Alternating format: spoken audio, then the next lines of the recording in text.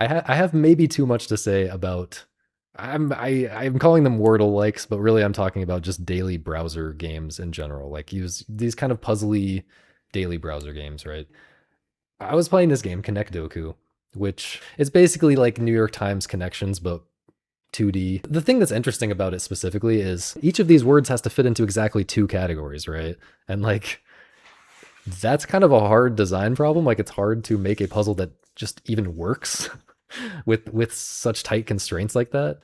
Apparently he like used LLMs to make that actually possible, right? To actually generate a puzzle every day. And then he kind of like handpicked whatever they gave him, which, I'm interested in theory in the ways that new technology can be used for game design, but this one I think just doesn't work because every time you're designing one of these puzzles, there's enormous constraints that you have to meet, right?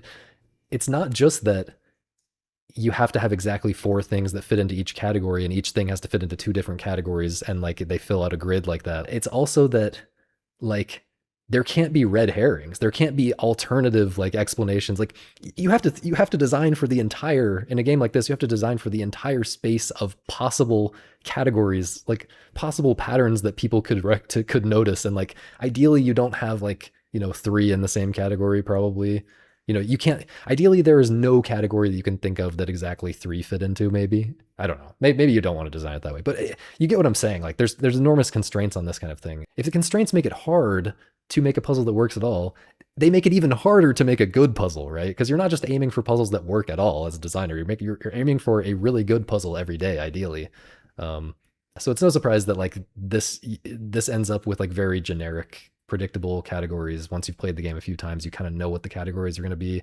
They do this a lot where it's just like starts with these letters. Like that's just not good gameplay because like once you know that that's a pattern that they do all the time to make the puzzle work, you just kind of have to think about that every time. It's just a thing that it becomes a checkbox, right? It's very easy to notice when there's exactly four that start or end with the same three characters. Anyway, don't want to get too deep into this game specifically, but I want to talk about daily browser puzzle-y games in general. I don't know if there's like a better short name for them because, Wordle-likes is kind of misleading, but you know what I'm talking about. If you're even still watching at this point, you might be wondering why I even care about this genre of games. They're casual slop. I don't care about like Call of Duty. I don't really care. I mean, I maybe sometimes a little bit care about Call of Duty, but I'm not like paying attention to all the big budget games that are coming out all the time and talking about them. But for some reason I'm talking about this. And the reason is, well, the reason is because this is video games, right?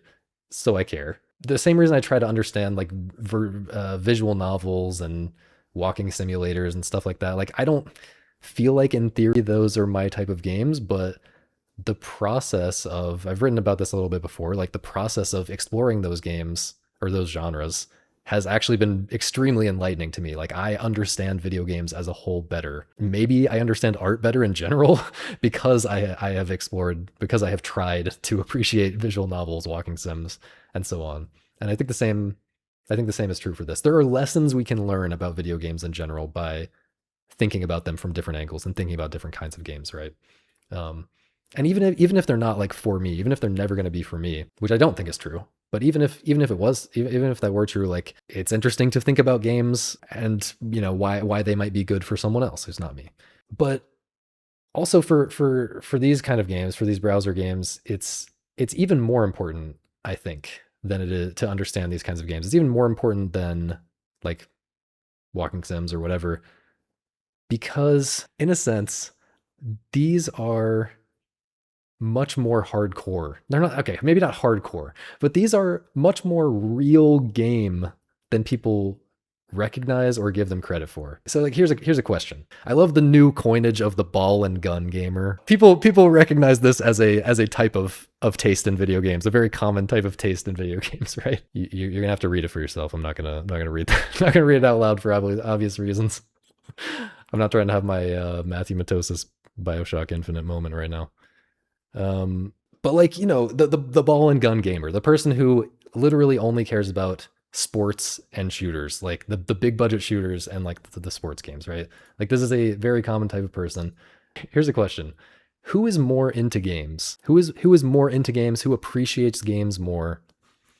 The average ball and gun gamer or the average New York Times puzzle gamer? The person who goes to the New York Times page every day and plays connections and plays the crossword and plays the mini crossword and whatever else is on there.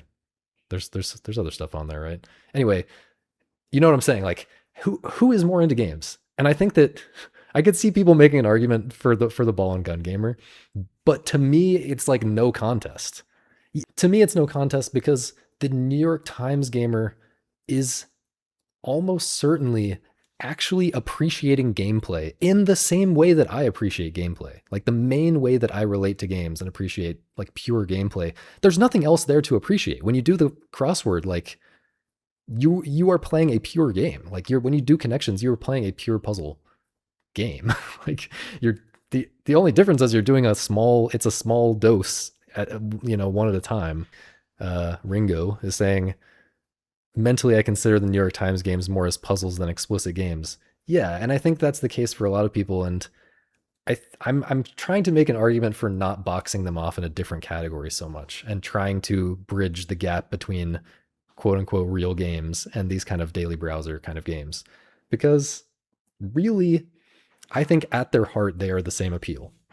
Whereas I'm not so sure about the average Call of Duty player. Obviously, you can appreciate Call of Duty as a pure game, but they're mostly selling to people who are in it for the spectacle and they're in it for like the fantasy and the escapism and things getting blown up and the simulation-y kind of stuff of like the sports games. You know what I'm saying? Like it's a different type of appeal that I personally don't relate to and is not what I think is special about games. Whereas the average daily New York Times gamer is appreciating games. The only difference really is compared to like a serious puzzle game. At least the main difference is they're just doing it in small doses. They're doing one little puzzle every day for potentially years. But yeah, when they talk about these games, you see these tweets that blow up about the connections puzzle today, and like people are talking about the gameplay. They're talking about the puzzle design, right? In a way that you just do not get from the ball and gun gamers. Like the ball and gun gamers are like talking about the theming, right? They are much more picky with the theming of their games than they are with the gameplay. On average. I'm not saying everyone. And so this is kind of why I care about these games, or at least a big part of why I care about them, because there is this massive audience here. Like there's so much doom and gloom in video game world sometimes among the people I talk to and listen to. Like the vibe is often like, there are not very many of us who like really appreciate games for the pure gameplay, and it's all about like presentation and all, that kind of vibe from hardcore gamers you see a lot. And meanwhile, there's this massive audience out here that is appreciating pure gameplay. They're doing it every day. Like they're literally already playing video games and they're playing them habitually every day. They just don't identify as gamers. Like it's like this gap that it really does feel like someone just needs to build a bridge somehow between these two worlds so that they can understand that wait, these things are actually very clearly connected. Part of the problem, this is something that I think about a lot, is that games are too deep in a way. I think games, especially compared to other art forms, are maybe the deepest, or like they take the most time to appreciate from all different angles. Like I talk a lot about people finding their genre and just staying in that genre forever. And there is like a good reason that happens, right? Like it's not surprising that people stay in one genre forever, because you can just stay in one genre forever and play it for thousands of hours and get a lot out of it. Like action games just are that deep. Like even if you're just playing arcade action games forever, like that's enough for most people who like have a life and other stuff to do.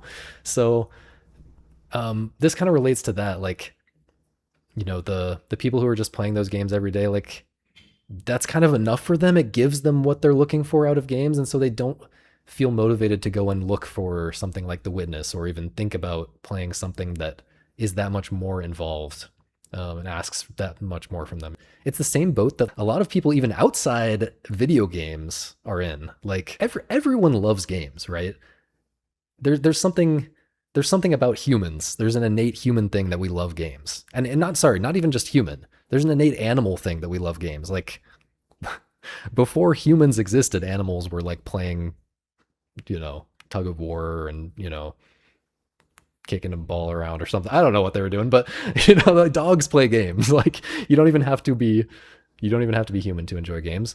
But all pretty much everyone enjoys games, and there's a very big cultural scene around like sports, obviously. Like at least where I come from, it's like college football more than anything else. Like everyone gets into college football, and if you really pay attention, a surprising number of them get into it in a real like gameplay appreciation kind of way. I don't know. I don't know if I have a point here exactly. I'm just trying to point out that like somehow everyone loves games, and yet in video game world, people love games less than everywhere else.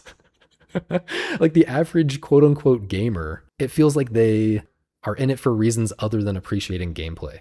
Whereas there are all these people out there in the world doing like playing Wordle and doing the New York Times crossword and, watching football and appreciating in that type of way and like getting involved with it with like fantasy football and all these kinds of things. Like there are these worlds out there where people are appreciating gameplay and they would never think to play a video game.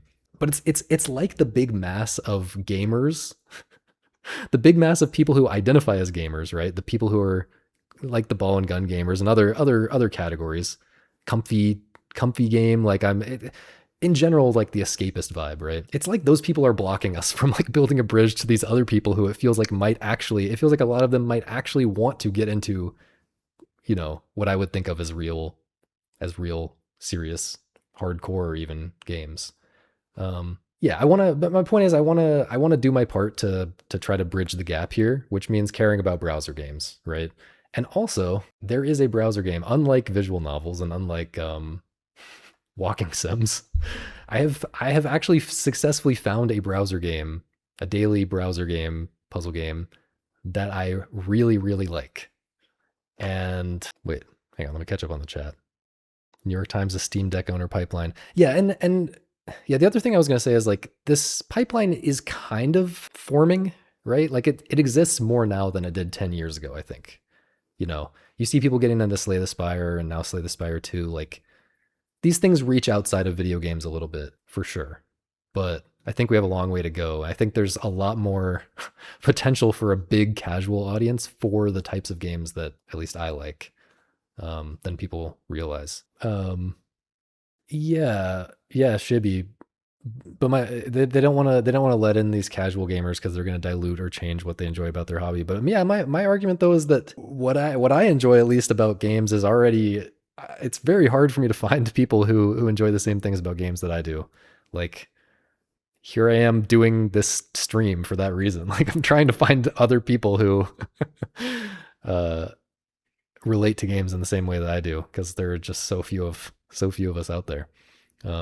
Yeah. Whereas, and like, yeah, like I said, I think getting some more of those current outsiders in would actually bring things closer to my vision of what games should be, or what the games community, what the game industry, etc., games culture should be.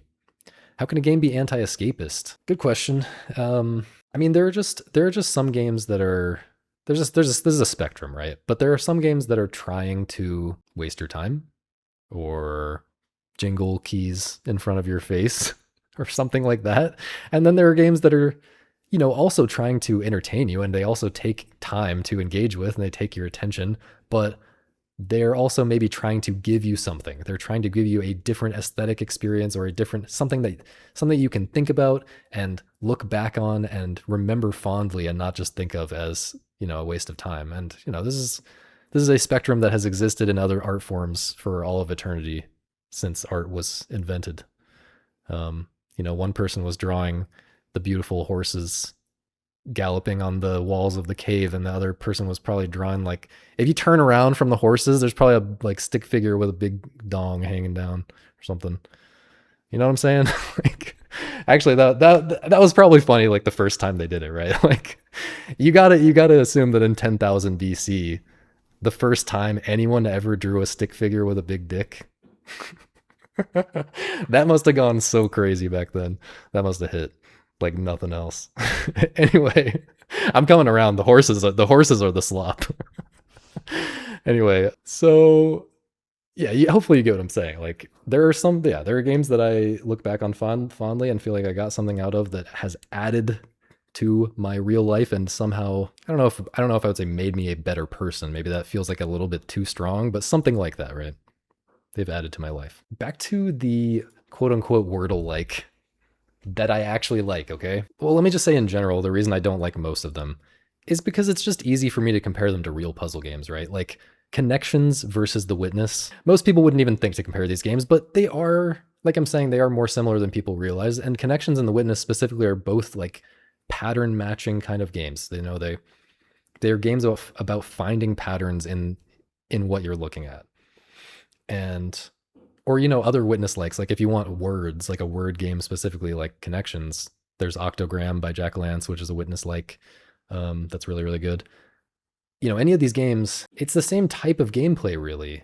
And the game that can have long arcs and get you invested playing for hours, playing for, you might play The Witness for 40 hours, right?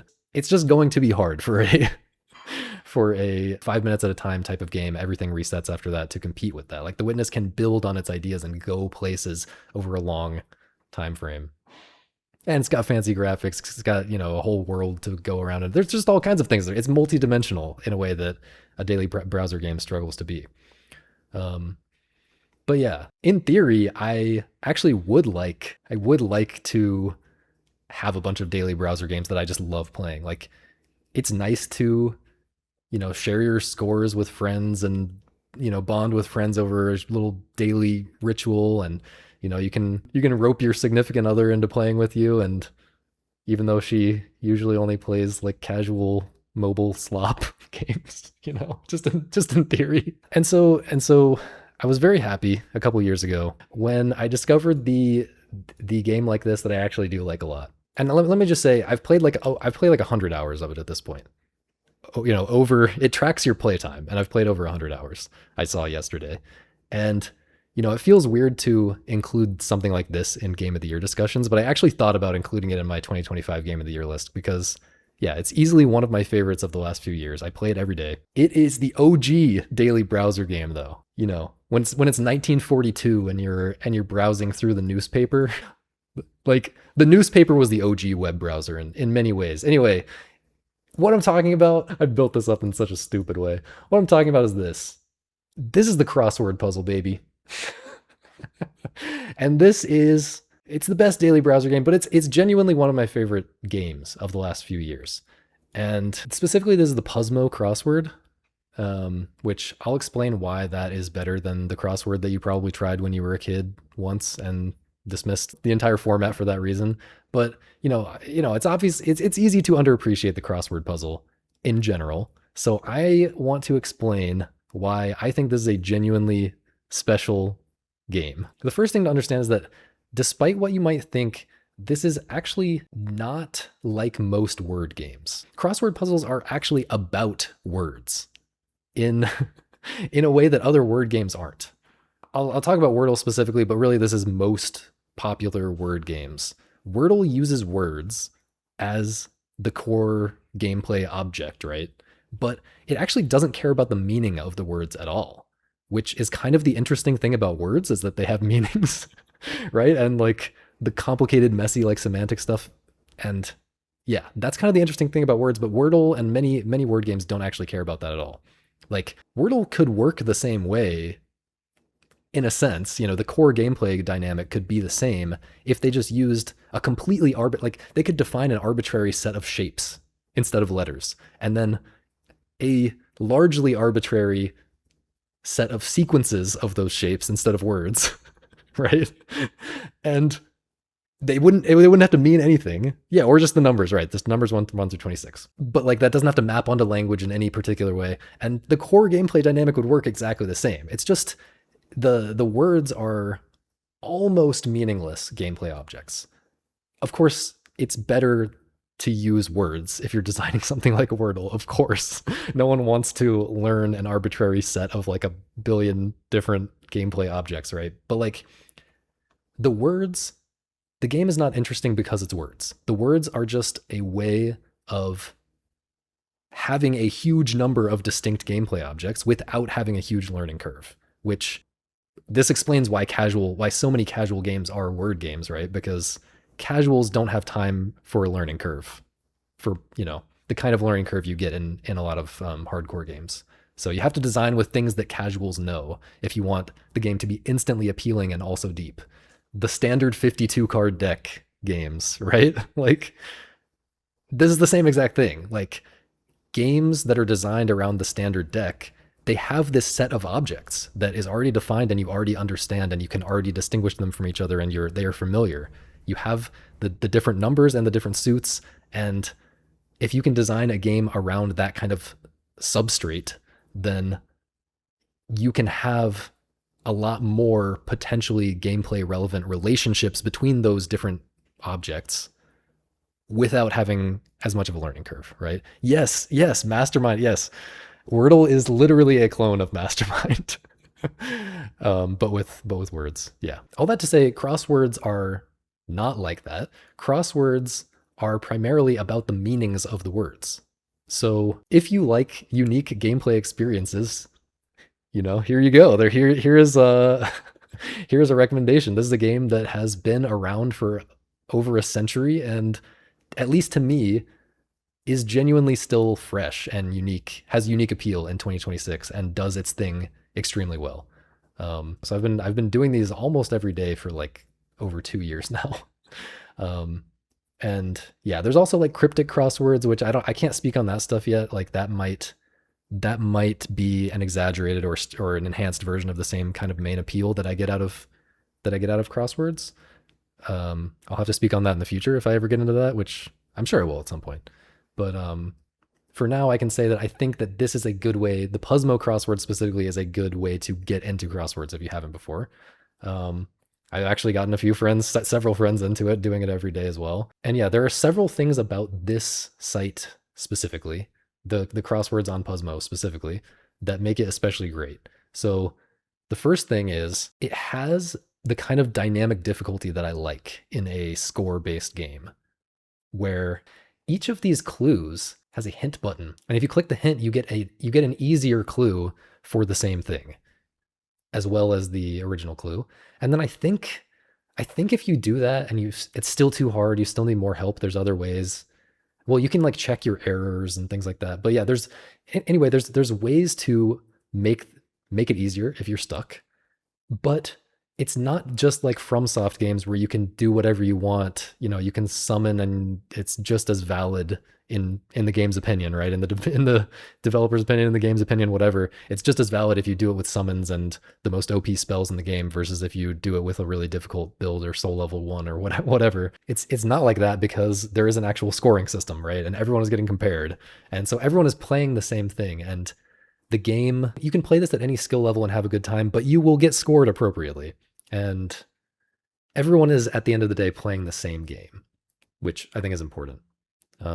This is how you do good gameplay for a wide audience. And even on the high end as well, like if you're better than I am at these, at crossword puzzles, if you know a lot more pop culture trivia and stuff like that, for example, you can just tab through and just do all the clues on the first pass. Whereas I kind of need the what is in a sense dynamic difficulty of, switching to the downs and seeing, okay, well now I have clues that are just as difficult, but I have letters because I filled in some of the ones that I did know, right? Like there's a nice, elegant, like automatic tuning of the puzzle that happens in crosswords because of the way that, you do the ones that you know well first, and those kind of modulate the difficulty of the harder ones that you didn't know on the first pass, etc. Second thing that I think is better about the Puzzmo crossword than most crosswords is that the size is good.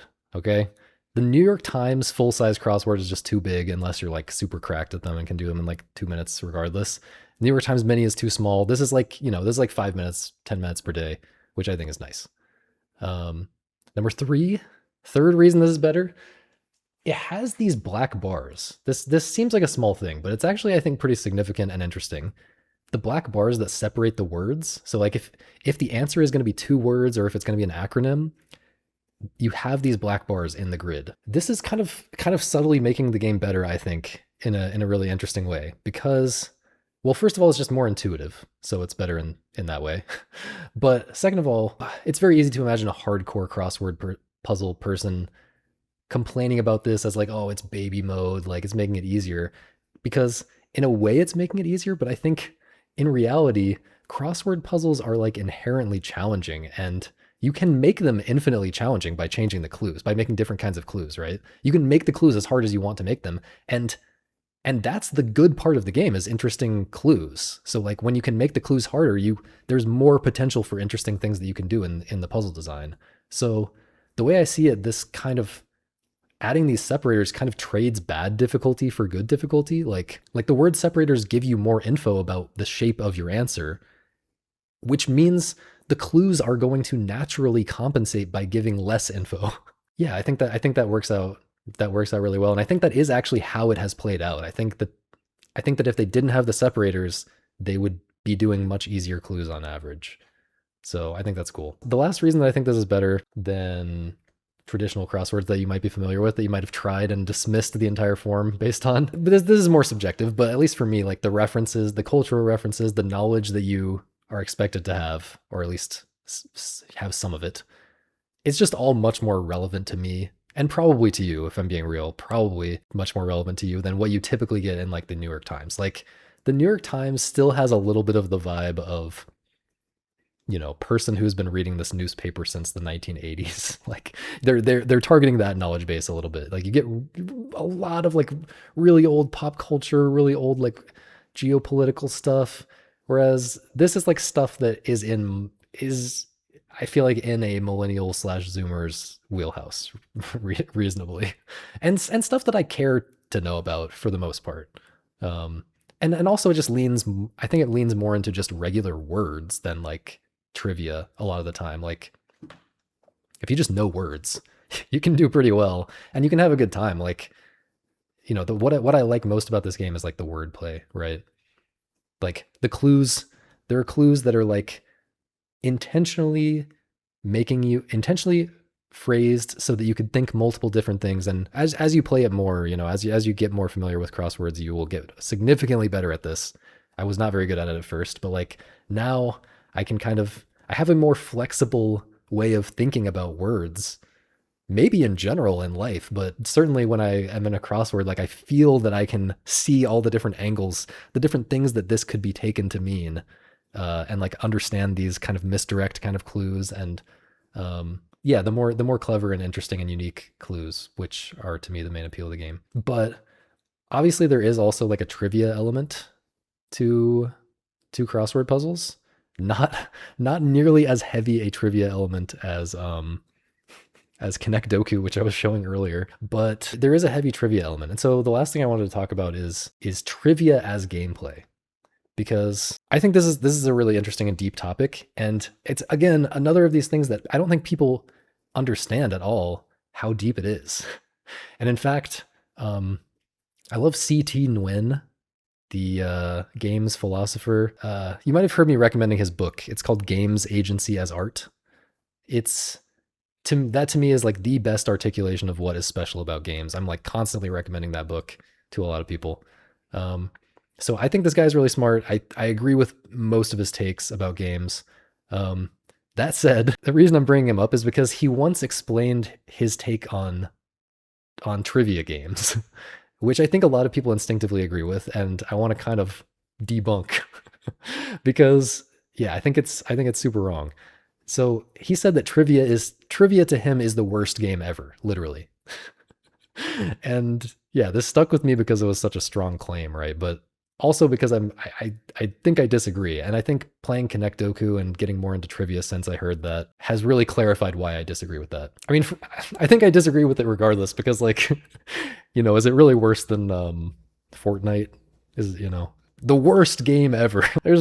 more types of bad games out there than you can imagine. Like trivia is pretty inoffensive in the grand scheme of things, but knowing him, he's probably not really thinking about video games. He's talking about like more traditional games. But I think he's wrong because he describes trivia as a very one-dimensional thing. Like either you know the answer or you don't. And I think this is how a lot of people think about trivia. But I think there are ways to make trivia gameplay. And I'll switch back to the Connect Doku footage because it's actually a good example of this. Even though I didn't like the game overall, I don't think it leans into what I'm about to talk about enough. But it's a good example of how you can make trivia gameplay interesting because at least sometimes this game has a way of emphasizing the massive gradient between totally knowing something and totally not knowing something and making that huge gray area actually matter. The way this game works, right, is you're trying to put these things into categories. But once you've played the game a few times, like I said, you really know what the possible categories are. Like this is a place, or this is a movie, or this is a book. For some reason, cruise ships, names of cruise ships show up a lot. Or this is like a world leader or a historical event. There's a pretty small set of categories, of like types of categories. Or it's like things related to a particular country. And the interesting thing about that is because there's only a few options, any particular of these things, even if you've never heard this name, this term, you can try to guess what it is. And you can actually make progress by doing that. You can actually increase your chances of a correct guess pretty significantly by thinking in that way. You don't know this specific thing, but you know the categories. And because you're trying to figure out which of these specific categories it's going to slot into, in your head when you're thinking about this, you are referencing not just this one name and whether you know it or not, you are referencing the name of every historical event that you know of that's in your brain somewhere, right?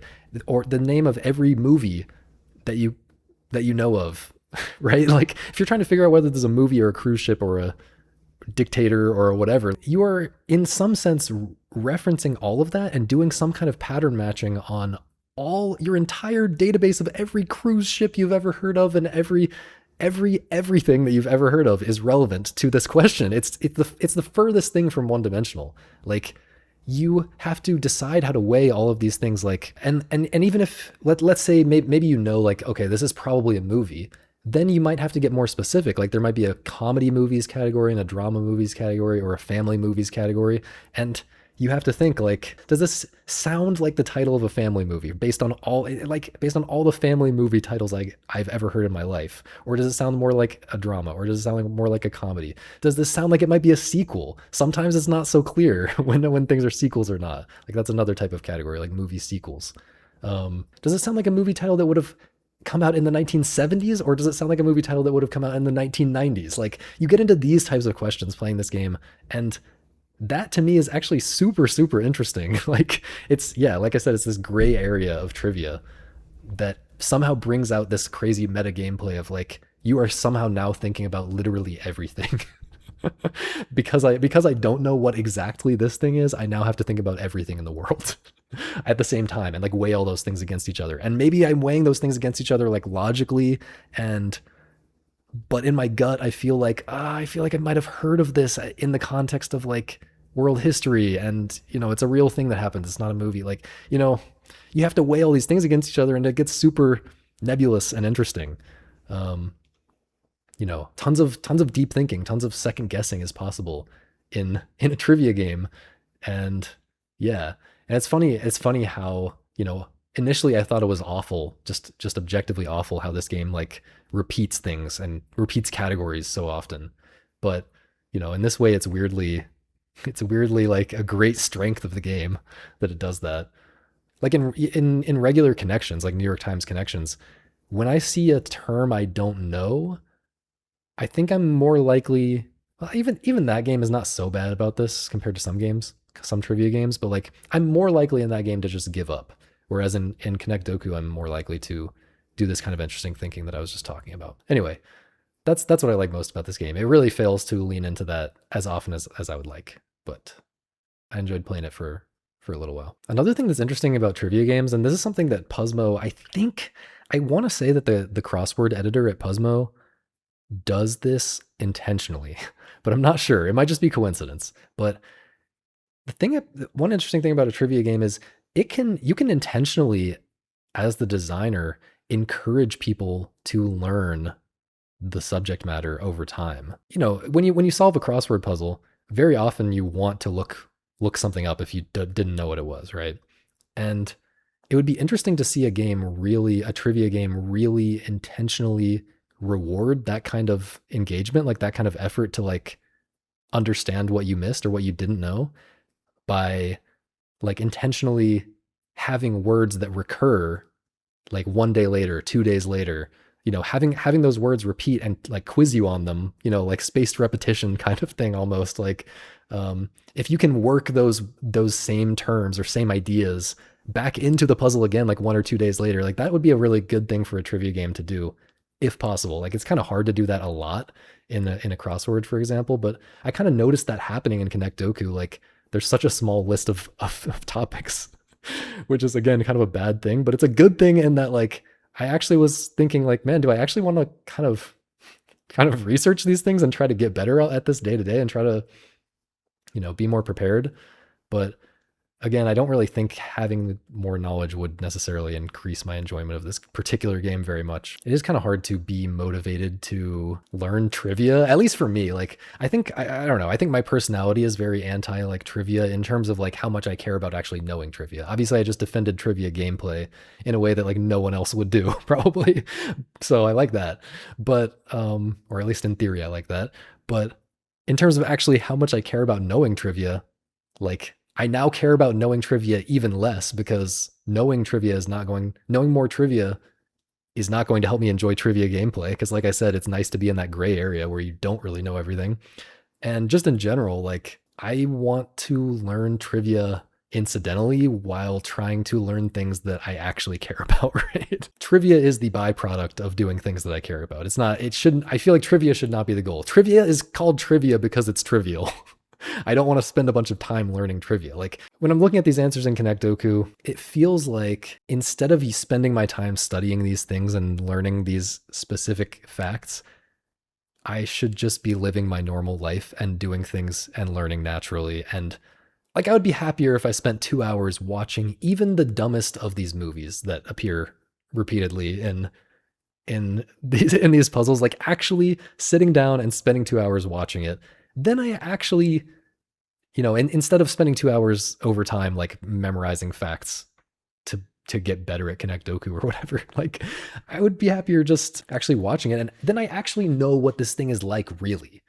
When you memorize facts, it's like, it just feels bad to me. I don't know. It's just like I'm spending so much effort to have these bits of information that are floating totally disconnected from everything else in my brain. I like having a cohesive brain where things fit together and I have general feelings and theories and about things and everything has a place.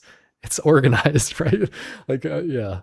Obviously different personalities are different and some people just love memorizing the dictionary, I guess, but that's me. Anyway, that's my thoughts on trivia games. Did I ever try Michael Bro's one turn per day game from ages ago? It's called Vespers. Vesper.5 is how it's stylized. It's a game where you take one step per day. And I was saying earlier that I haven't found the walking simulator that I really like. I guess that was actually a lie because I am loving Vespers. I'm loving it. I'm playing it right now. I'm maybe like 2 months into it. Feel like I'm getting close to the end, maybe. I'm not sure. But I will talk about it in depth on stream, what I like so much about it, pretty soon. I have a lot of notes written about it. It has sparked more interesting thoughts, more unique, more interesting thoughts for me than any other game I've played in a really long time. It's, yeah. Like that's going to be my game of the year probably in terms of, you know, games I actually played this year. The reasons that I like it maybe are highly personal and I don't know if I can really recommend it. And I don't, it's weird. It's a weird game to recommend to people. I don't know if I would expect anyone else to have as profound an experience with it as I have had.